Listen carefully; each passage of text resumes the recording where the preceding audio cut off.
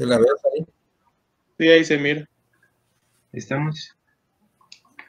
Bueno, vamos a comenzar entonces. Vamos a platicar un poquito de factores de riesgo de cáncer gástrico.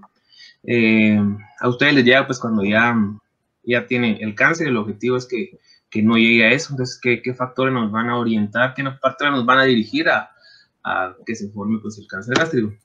Vamos a ver un poquito de la epidemiología del mundo y de Guatemala. ¿Cuáles son los factores de riesgo? Hay unos bien establecidos, unos más fuertes que otros. Dentro de los factores de riesgo, vamos a ampliar más lo que es Helicobacter pylori y vamos a hablar un poquito de tamizaje, ya que realmente no es como cáncer de colon, que creo que todo el mundo está tamizando cáncer de colon. Con cáncer gástrico no es así. Son bien poquitos los países que vamos a hablar que sí tienen un programa de tamizaje establecido y para que tal vez algún día aquí en Guatemala lo podamos aplicar. Entonces, el cáncer gástrico es el quinto cáncer de incidencia y el tercero en mortalidad, eso es a nivel del mundo. Está estimado que en el 2018 hubieron más de 1 millón de casos y dos terceras partes de este millón pues, fueron en países pobres, como el nuestro. Centroamérica es de las áreas de mayor incidencia de América. La relación hombre-mujer es de 3:1. En Europa, donde no tienen un programa de tamizaje, se hace un diagnóstico de cáncer temprano menos del 20%. Sin embargo, en Corea y Japón, que son los únicos dos países de que tienen un programa de tamizaje establecido, se logra hacer un diagnóstico temprano hasta en el 60% de los casos. Esas son las estadísticas del Globocan. Podemos ver que en incidencia pues es el quinto cáncer y en mortalidad es el cuarto cáncer. Entonces, definitivamente, el que no ha visto un cáncer gástrico es porque no es doctor. Así de sencillo. Aquí podemos ver la incidencia hablando de hombres. Si miramos, ¿se mira el mouse? Sí. Sí, se mira, ok. Sí, ahí. Hablando de Guatemala, podemos ver que en la región, comparémonos con México, con Canadá, con Estados Unidos, pues tenemos mayor cáncer gástrico que ellos. Si nos vamos del otro lado del mundo, a este lado, Corea y Japón, pues estamos casi tan altos como ellos. Si nos vamos específicamente a incidencia de adenocarcinoma gástrico en mujeres, podemos ver que en comparación, igual como México, Canadá, Estados Unidos, pues tenemos un color pues más intenso, esto se traduce pues en más cáncer gástrico. Y podemos ver que estamos del mismo color que Corea y Japón, que son de los países que, como les hablaba, que tienen tamizaje y que tienen altas tasas de cáncer gástrico. Si miramos acá en la parte de arriba, la comparación hombres-mujeres, hablando del cáncer gástrico, pues 13.3 en hombres, 11.3 en mujeres. Y nos vamos a ver aquí en incidencia y mortalidad, siempre a nivel del mundo, 12.2 y 10.1. Pero sentándonos ya en nuestro bello país, pues una población casi 18 millones. Incidencia de cáncer gástrico de 16,000 casos, con 9,000 muertes para el 2020, con una prevalencia en los últimos 5 años de 33,000 casos. Estamos cundidos de cáncer gástrico desgraciadamente. Si miramos acá, en la misma gráfica de PAI, pero ahora específicamente de Guatemala, pues es el cuarto lugar de incidencia de cáncer. Bueno, factores de riesgo, como buen cáncer, pues tenemos factores protectores y factores de riesgo. Los factores de protectores vamos a platicar más adelante, va de las estatinas, de la aspirina, de los AINES, de la metformina. Pues también ya sabemos, va que un estilo de vida saludable, comer frutas, comer cítricos, esto previene el cáncer gástrico, suplementos vitamínicos, especialmente con vitamina A, C y E, hacer ejercicio. Y entre los factores de riesgo, pues como buen cáncer, tabaquismo, aquí entra también en juego el consumo de sal, bebidas alcohólicas, carnes rojas, carnes procesadas y nuestro buen amigo, nuestro mal amigo, para ser exacto, el Helicobacter pylori. Si miramos acá, en esta tabla, nos vamos a centrar en la columna de la derecha, donde vamos a ver los factores de riesgo para atrofia gástrica con metaplasia, que son las lesiones preneoplásicas, antes de entrar a displasia. Entonces, si miramos, como les decía, en la columna de la derecha, sobre esta misma columna del lado izquierdo están los ORs ajustados según edad y del lado derecho están ajustados según todas las demás variables. Entonces, si miramos el género masculino, solo ajustado por edad, pues un OR de 4 significativo. Sin embargo, ya cuando lo asociamos con las demás variables, pues pierde fuerza. Esto habla de la excreta de sodio. Esto es una traducción del consumo de sodio, el consumo de sal. Tiene un OR de 3.3 y mantiene su significancia cuando se ajustan las demás variables a 2.8. Tabaquismo, fumar más de 20 paquetillos por año, con un OR de 5.4, mantiene su importancia en 2.7, ajustado con las demás variables, consumo de alcohol 2.09, pues esta pierde fuerza con las demás variables. Si nos vamos ahora de nuevo con nuestro buen amigo Helicobacter pylori, podemos ver que el OR se mantiene solo ajustado por edad 3.4, y si lo sumamos con las más variables, pues se nos multiplica todavía más a 3.9, ambos estadísticamente significativos. IVP es uno de los medicamentos más prescritos a nivel del mundo, no me dejarán mentir. ¿Qué paciente que lo miran en la COEX del Seguro Social no tiene su lansoprazol? Creo que casos demasiado raros no lo tienen. El que le dejaron una vez IVP, pues como en la siguiente consulta sale a reimprimir las recetas, ya la va a tener para toda la vida, desgraciadamente. Entonces, hay bien pocas indicaciones de uso crónico de IVP, pero insisto, es un medicamento sumamente prescrito y mal prescrito. Si nos vamos a ver aquí, comparación de los que nunca usaron, los que usan una vez a la semana y los que usan diario. Pues podemos ver que el HR es de 4.5, tiene 4.5 veces más riesgo de tener cáncer gástrico si toman todos los días IVP. Si nos vamos a el tiempo de consumo, dividieron en más de un año, más de 2 años y más de 3 años. El HR podemos ver cómo va en aumento, ¿verdad? Con un año, más de un año, 5.04 veces más de 2 años, 6.6 y más de 3 años, 8.3. No se sabe todavía si es un efecto del fármaco o también podría ser basado en que le duele más, el que está más inflamado, pues el que toma todos los días IVP. Entonces, o pueden ser ambas cosas. Entonces, moraleja, ¿hay indicaciones para uso de IVP crónicamente? Sí, pero no lo dejemos ya como receta de cocina. Bueno, hablando de AINES y ASA, podemos ver acá, si nos vamos para abajo, ¿verdad? El consumo de AINES y ASA se asocia a un OR protector de 0.78. Si lo dividimos específicamente con aspirina, la protección se mantiene con OR de 0.6, y separando solo los AINES, el factor protector se mantiene con 0.7. Hablando de estatinas, ¿verdad? La gráfica no se mira mucho, pero acá a la derecha tenemos los valores numéricos, un OR no ajustado de 0.84 y un OR ajustado de 0.88. Entonces las estatinas también tienen un efecto protector estadísticamente significativo. Y la metformina, podemos ver acá que de nuevo tiene un OR protector de 0.76. Estos estudios obviamente no fueron hechos en gente. Mire, usted le vamos a dar esto, le vamos a dar a torvastatina o metformina o diclofenaco o aspirina, ¿no? Y vamos a ver si les da cáncer, ¿no? Obviamente son estudios que si por algún otro motivo tuvieron uno de estos fármacos, vieron que estos pacientes pues tienen aparentemente un factor protector hasta la progresión de cáncer gástrico. Ahora vamos a entrar un poquito de lleno a Helicobacter pylori, que es realmente el malo de la historia. Es un bacilo gram negativo, microaerofílico, es móvil, tiene realmente una fase cocoide donde hace un biofilm, por lo cual es bastante difícil tratar y tenemos que usar terapias antibióticas combinadas y de largo tiempo. El tiempo tiene que ser no menos de 14 días. Y la fase pues móvil, que es la fase espiral, ya hace mucho tiempo sabemos que es un carcinogénico tipo 1, no es nada nuevo, es más, fue, ¿cómo se llama? Fue el que otorgó el premio Nobel de Medicina a los que lo descubrieron. Es una enfermedad del tercer mundo. Vamos a ver que casi la mayoría del tercer mundo estamos infectados, sin embargo el primer mundo tampoco se salva, más o menos la mitad de la población puede estar colonizada. O sea, no solo se asocia a cáncer gástrico, se asocia a dispepsia, a úlcera péptica, úlcera gástrica y duodenal, y es factor protector para ERGE, enfermedad inflamatoria. Es protector para ERGE porque el Helicobacter en ciertas fases o dependiendo de dónde afecte puede causar hipocloridria, por lo cual pues es un factor protector para reflujo. Además es común de que se le trata al paciente el Helicobacter y con el tiempo puede desarrollar reflujo. Entonces sí es un factor protector ya bien establecido.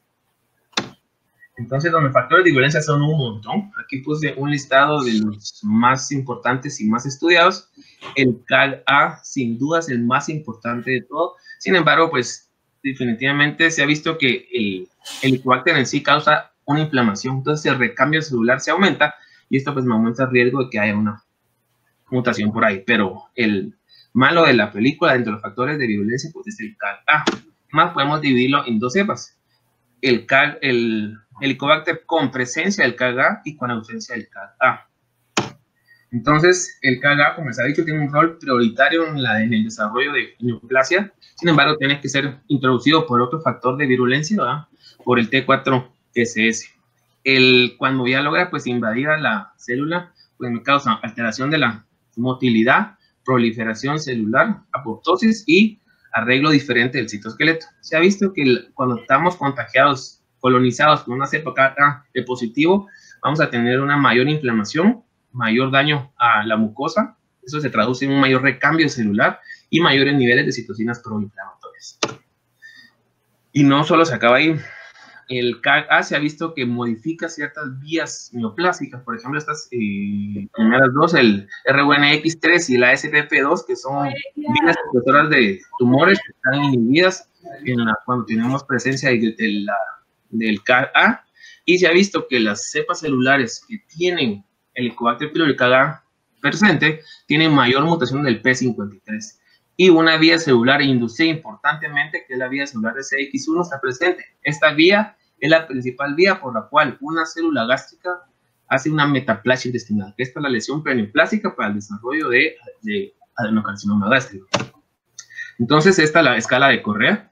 Vamos a ver cómo el Helicobacter pylori juega un papel pivotal entre una mucosa gástrica normal a una gastritis crónica, gastritis atrófica, metaplasia completa, incompleta, displasia y adenocarcinoma. El Helicobacter pylori KGA positivo con la inducción del CX1 definitivamente tiene un papel pivotal en esta cadena. Entonces, hablando del P53, podemos ver del lado izquierdo, pues tenemos adenocarcinoma gástrico de fondo y cuerpo y antro, y del lado derecho, pues de la unión. Vamos a ver aquí la prevalencia de P53, y nos vamos a ver aquí, hablando de KGA positivo, el 30% del adenocarcinoma de fondo, cuerpo y antro está presente, y el 50% en la neoplasia de la unión. Si miramos los OR, pues realmente los intervalos de confianza le quitan fuerza. Sin embargo, al hacer la regresión logística, siempre en mutaciones de P53, podemos ver que el OR de tener, o sea, el paciente que tiene un KGA positivo tiene 3.72 veces más probabilidad de tener una mutación del P53. Bueno, vamos a hablar, recordemos, del CX1, que es la vía de inductora para hacer el cambio, para hacer una metaplasia celular. Entonces, aquí tenemos 3 cultivos de células. Estos son estudios in vitro. Tenemos aquí el grupo control, cepas de Helicobacter pylori KGA positivo y células de Helicobacter pylori KGA negativo. Estas, pues, en células gástricas. Entonces, podemos ver acá de que, si miramos acá el grupo de control, realmente la presencia de la proteína CX, pues, es baja. Cuando tenemos presencia de la cepa KGA positivo, podemos ver que la proteína CDX se me dispara. Y esto va en la misma correlación con la cantidad de KGA que tengamos. Inclusive el Helicobacter sin KGA también me va a inducir un CDX, pero en menor proporción. Entonces, la vía CDX induce en la presencia del KGA. Siempre viendo acá, esto es prácticamente la gráfica que ya habíamos visto, ¿verdad? CDX, podemos ver acá de nuevo que la presencia del KGA positivo me dispara la inducción del CX1. Sin embargo, no se acaba ahí. Si nos vamos a ver acá, tenemos otros marcadores de célula madre, el SOX1, el NanoG y el CEMI, que también están inducidos en los cultivos celulares con Helicobacter pylori KGA positivo. Entonces, no solo me induce la metaplasia, sino que me da aparecimiento de marcadores de células madre. Viendo acá, ¿verdad? Células que tienen inducida el CDX1, que tienen, perdón, con CDX1 y este sin CDX1. Podemos ver acá cómo en las células que tienen inducido esta vía tenemos la presencia de marcadores de metaplasia intestinal. Y en lo que no tenemos inducido el CDX1, pues tenemos ausencia de marcadores de metaplasia. Si nos vamos del lado derecho, la misma historia, verá CDX negativo, CDX positivo, como tenemos desaparecimiento de la E-caderina, una molécula importante de la adhesión celular, y aparecimiento de la bimentina, una molécula importante en la forma de la célula. Entonces podemos ver que el CDX1 no solo se asocia a metaplasia intestinal, sino a alteraciones en la adhesión y en la forma celular. Si miramos acá, ya habíamos hablado de la metformina, ¿verdad? Que aparentemente es un factor protector, por lo cual decidieron probarlo aquí. Entonces acá podemos ver dos cultivos celulares con CDX positivo. Estas eran células solamente que previamente se habían cultivado con Helicobacter pylori y CAG-A. Entonces, agregarle el cultivo celular metformina, podemos ver cómo la proteína o la inducción del CDX1 se hace mucho más débil. Y hay diferencia en el aparecimiento de nuevo de E-caderina. En el que tienen metformina todavía encontramos trazas de E-caderina y podemos ver que casi tenemos ausencia de los marcadores de metaplasia intestinal. Entonces, tal vez por ahí va el rol protector de la metformina. Si miramos acá en la histología, de nuevo, cultivando las células con metformina tenemos menos invasión y menos migración. Y aquí está pues graficado, de nuevo, cultivos celulares con CAG-A, CDX1 inducido con metformina, pues tenemos menos invasión y menos migración celular. Bueno, aquí es el famoso marcador Ki67 que habla de proliferación celular.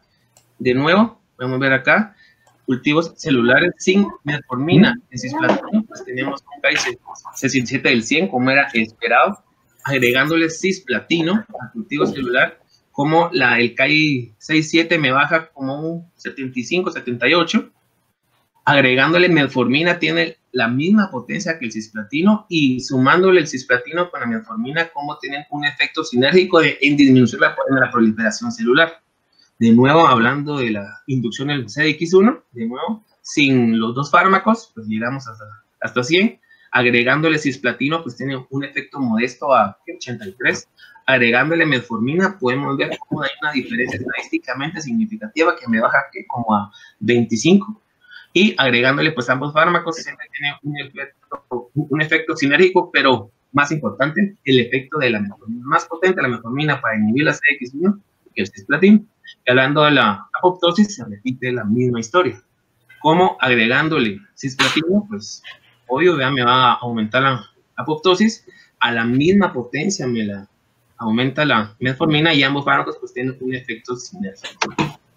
Posiblemente más adelante pues vamos a ver esto, ¿verdad? Que parte del esquema del tratamiento del Helicobacter pylori, obviamente de terapia sistémica, me incluye metformina, que aparentemente tiene un efecto no solo protector, sino un efecto aparentemente curativo. Más adelante lo vamos a saber cuando sigan avanzando los estudios.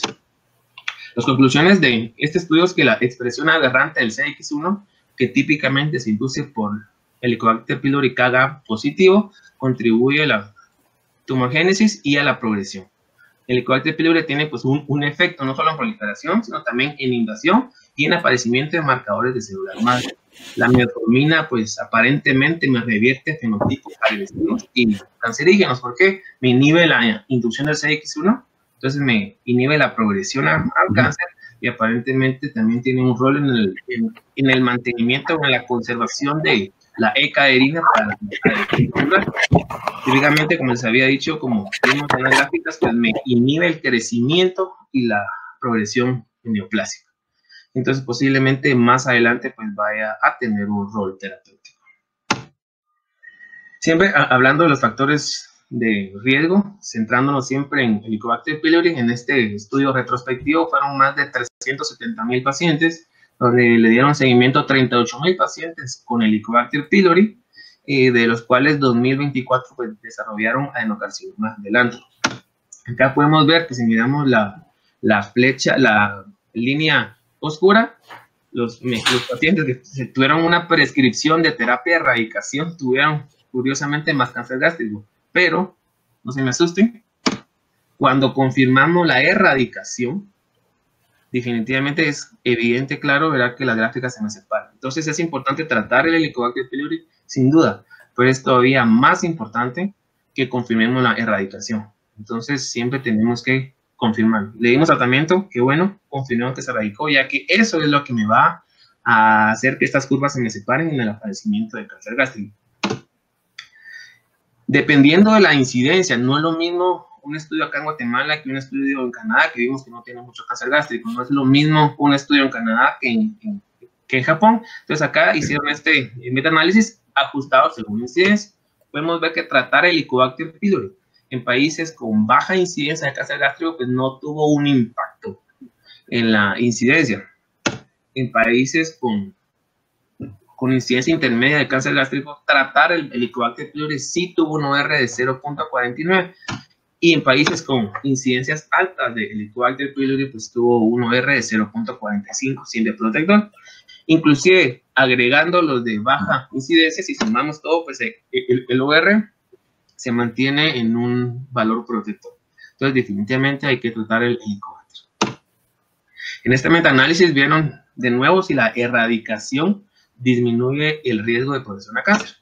Pues acá lo importante de este estudio, lo diferente con el estudio previo, es que acá incluyeron pacientes ya con cambios histológicos, pacientes que tenían atrofia, que tenían metaplasia intestinal, displasia, inclusive un cáncer temprano. En los estudios previos habían agarrado parejo, pacientes que tenían gastritis aguda, gastritis crónica, atrofia leve. Acá agarraron pacientes ya con datos histológicos marcados, o sea, esos pacientes ya tenían Helicobacter pylori hace años.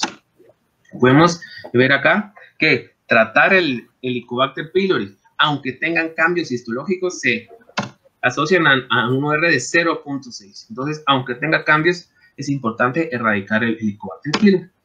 Entonces, acá tenemos pues los tres tipos de adenocarcinoma gástrico, de cáncer gástrico, adenocarcinoma, ¿sí? ¿Verdad? Ustedes lo saben mejor que yo, el cáncer del cardias, el tipo intestinal, que tiene una fuerza de asociación mucho más representativa con el Helicobacter pylori comparado con el difuso, de que sí tiene un rol, pero realmente no se sabe mucho, y si tiene pues un efecto es menor. Entonces, cuando pensemos en adenocarcinoma gástrico por Helicobacter, nos vamos al tipo intestinal. Este pues, es un cáncer, ¿verdad?, que se da en una edad de 55 a 80 años, siempre con una aparición del sexo masculino. El difuso pues tiene mutaciones de E-cadherina. Podemos ver que el Helicobacter pylori podría tener un rol en la E-cadherina, sin embargo pues no es tan fuerte la asociación. Típicamente son cánceres no ulcerados y típicamente tienen pues células en anillo de sello. Estos son diagnósticos más jóvenes. La relación de hombre-mujer es igual, y por ser en más jóvenes y tener mutaciones en la E-cadherina son de peor pronóstico y tienen un componente genético. Entonces, posiblemente en el difuso el Helicobacter pues contribuye en algo, podría ser, pero tenemos que tener un componente genético para que me potencie esta agresividad del tipo difuso. Tamizaje. Como les había hablado, ¿verdad? Corea y Japón son los dos países de que tienen establecido un programa de tamizaje, ya que es en Asia donde los países donde tienen dinero y tienen alta incidencia de cáncer. Es el mismo cáncer que nosotros, pero aquí no tenemos inversión a la investigación. Entonces, ellos pues se hicieron esta pregunta, si es beneficioso el tamizaje de cáncer gástrico. Entonces, acá incluyeron 3 países: pacientes de Japón, pacientes de China y pacientes de Corea, especialmente el Corea del Sur. Entonces, si miramos acá, hablando de incidencia, hacer un tamizaje de cáncer gástrico, pues no tuvo un impacto en la incidencia. Sin embargo, tamizar sí tuvo un factor protector de 0.6 contra la reducción de mortalidad. O sea, vamos a hacer el diagnóstico igual, vamos a hacer el diagnóstico más temprano, por lo cual va a tener un impacto en la mortalidad. La mejor forma de tamizar, según la mayor recomendación, pues es la endoscopía de luz blanca, siempre y cuando vaya acompañado de un mapeo con biopsias. O sea, pues vamos a ver atrofia, vamos a ver inflamación, erosiones, igual vamos a hacer un mapeo con biopsia. Esto siempre y cuando no encontremos una lesión específica. O sea, a veces miramos pues una atrofia difusa, miramos erosiones difusas, pues igual hay que hacer un mapeo.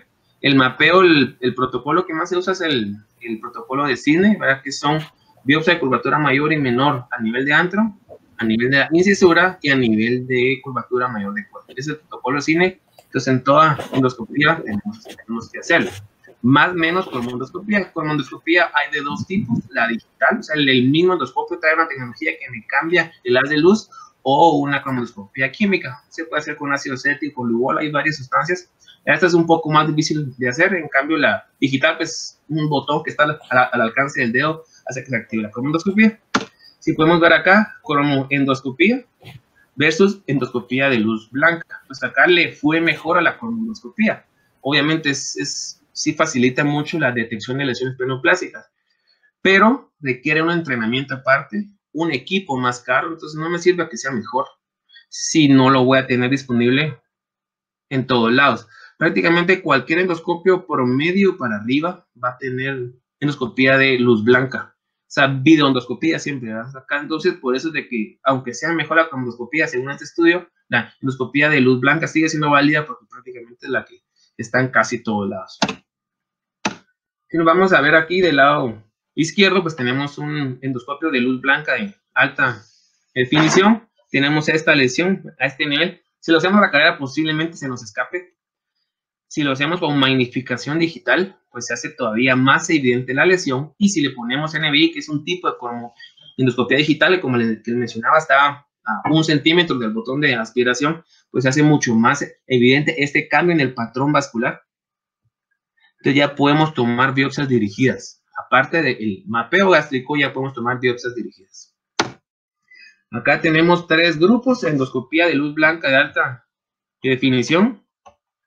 Tenemos magnificación endoscópica y tenemos magnificación endoscópica más NDI, que les había mencionado, ¿verdad? Que es la cromoendoscopía digital.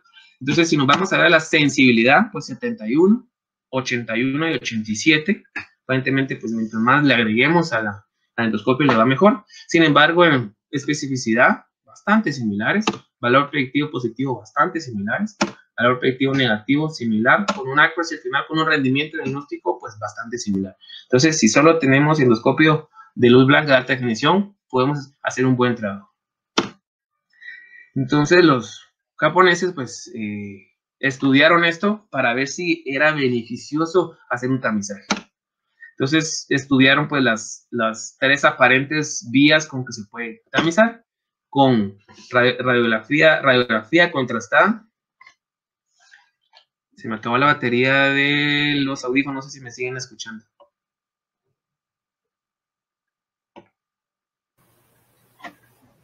Sí, te seguimos escuchando. Sí, se escucha. ¿Me escuchan? Sí. Sí. Sí, te escuchamos todo. ¿Y vos nos escuchás, Luis Fernando? Yo sí los escucho, que ahorita ya se conectó a la computadora, no sé si ustedes ya me escuchan. Sí. Ah, okay. No te hemos dejado de escuchar. Ahí está, es que se me acabó la batería de los auriculares, pero bueno. Entonces, probaron la radiografía varitada con medio contraste, la endoscopía, e inclusive comenzaron a estudiar el test de persinógeno sérico. Sin embargo, luego del análisis del estudio se dieron cuenta que esta prueba sérica, pues no, los estudios eran con poca gente, no tenían una buena calidad, con alto riesgo sérico. Entonces, al final, pues estos lo sacaron y se quedaron solo para estudiar el tamizaje por radiografía y el tamizaje por endoscopía.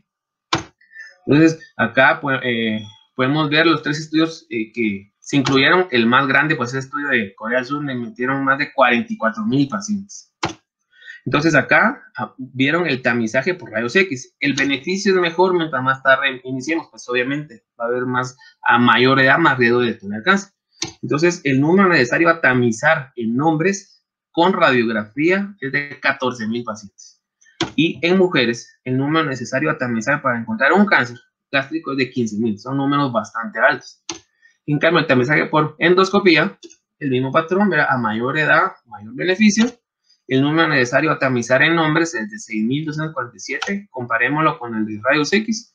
Y el número necesario a tamizar con mujeres es de casi 7,000, comparémoslo con radiografía. Entonces podemos ver que es casi la mitad de diferencia de beneficio que tiene tamizar con endoscopía. Por lo cual, pues las guías japonesas recomiendan, inclusive aunque la endoscopía fue mejor, recomiendan también la radiografía. Ambos pueden ser métodos de tamizaje en estudios poblacionales, o sea, tenemos que hacerle a mucha gente, no es que se lo vamos a hacer a 2 o 3 personas, hay que hacer tamizaje poblacional, ya que los beneficios son mayores que daños. En mi opinión, ¿cuál es mejor? Endoscopía, uno rápido piensa, bueno, tiene sedación, tiene más riesgos. La endoscopía, cuando es por tamizaje, se puede hacer solo con anestesia local, entonces quitamos el riesgo de la sedación, supongamos que es un paciente con comorbilidades, y no tiene radiación, más si lo tiene la radiografía. Entonces, la endoscopía considero que podría ser la mejor opción, aunque ambos tienen el mismo grado de recomendación. Ambas modalidades se deben comenzar en mayores de 50 años y dependiendo de lo que encontremos es el seguimiento. Ellos tienen una recomendación en contra de tamizar cáncer gástrico, no Helicobacter, tamizar cáncer gástrico sumando el Helicobacter pylori más la prueba de carcinógeno sérico. Entonces, las recomendaciones, según Jabón, es radiografía y endoscopía en mayores de 50 años. Si nos vamos a las guías coreanas, ellos hablan de tamizaje con radiografía o endoscopía, bajan 10 años de edad a mayores de 40 años, eso lo ponen cada 2 años, son un poco más estrictos. Y por eso es de que son los únicos 2 países con un programa de tamizaje formal, por lo cual podemos ver que mayor del 60% de los diagnósticos de cáncer gástrico lo hacen en cáncer temprano. Es increíble, eso definitivamente funciona. Cuando hablamos de Helicobacter, ¿cómo se llama? La Biblia es el consenso de Maastricht, son más de 24 países, más de 40 expertos, más de 24 países con 40 expertos, entonces esta es la Biblia, y cada más o menos 3-5 años se juntan de nuevo para ver los nuevos estudios, y por eso es que ahorita vamos por el Maastricht 5. Entonces, no voy a repetir mucho porque repite bastante, pero solo quiero hacer énfasis que ellos también lo ponen como un agente etiológico mayor de cáncer gástrico. La erradicación de Helicobacter pylori me reduce la incidencia de cáncer gástrico, ya que resuelve la respuesta inflamatoria, previene la progresión a metaplasia y atrofia, y es importante ya que si lo tratamos temprano, pues no vamos a tener los cambios histológicos. Y si tenemos atrofia gástrica, todavía es reversible, más no así la metaplasia. Entonces, mientras más temprano tratemos, el beneficio es mejor. Entonces, si miramos acá pacientes que ya tenían atrofia gástrica, tratar el Helicobacter sí se asoció a una regresión histológica. Sin embargo, si lo comparamos con pacientes que ya tienen metaplasia intestinal, pues ya no se asoció a una regresión histológica. Entonces, mientras más temprano lo tratemos, idealmente cuando tengan simplemente gastritis crónica. Ahí sería el momento ideal de tratar el Helicobacter. Entonces, la recomendación hablando de cáncer gástrico en el consenso de Maastricht es screen and treat. Pacientes de alto riesgo como Guatemala, encontramos el Helicobacter, definitivamente tenemos que tratarlo. En países con riesgo intermedio, con incidencia intermedia, pues valorar sí o no.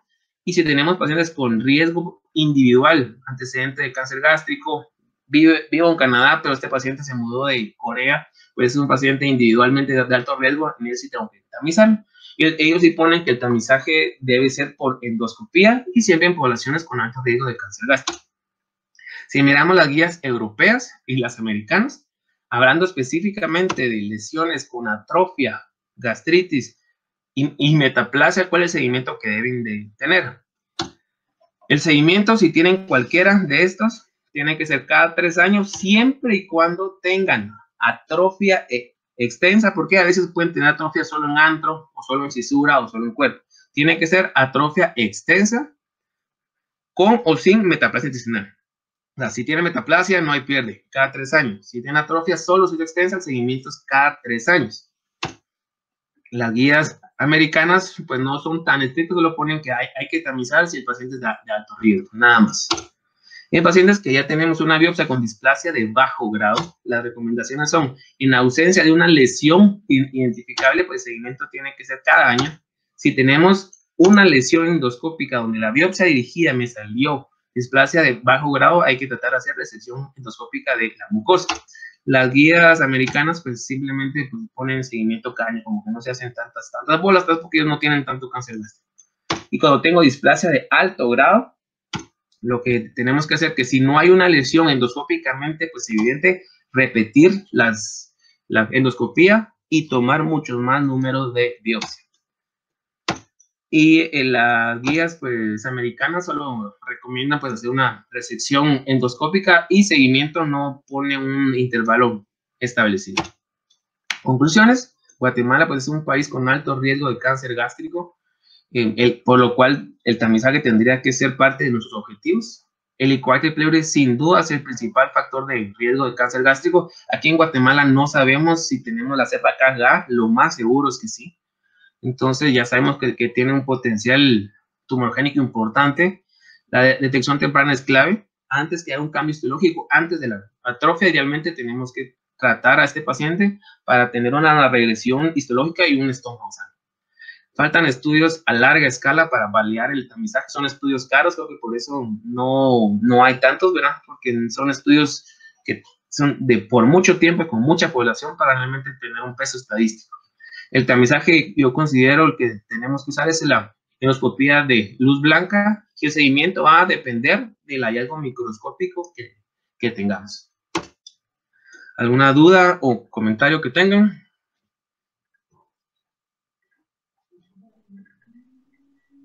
Yo, muy buena clase, Sandoval, como siempre. Gracias, Adrián.